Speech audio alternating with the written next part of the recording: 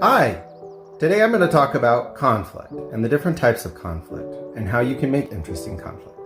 So conflict in storytelling is also an obstacle. It's something that stands in the way of what your character wants. Your character has a goal, but they have things that stand in their way.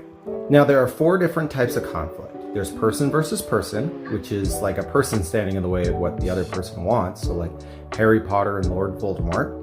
Then there is person versus nature, which is like in the book Hatchet by Gary Paulson, where a young boy is trying to survive in nature.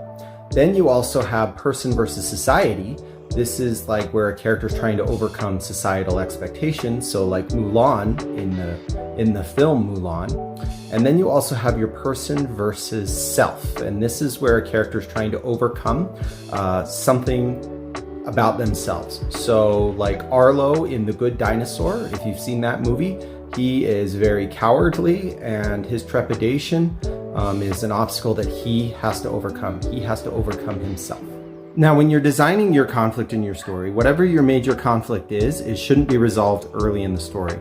This should be a conflict that goes on throughout the book, and maybe there's lots of little side conflicts as well that are happening with your side characters, subplots, all of that. So if your character in his struggle is trying to survive out in the woods, then that shouldn't be solved in the first 3 chapters, right?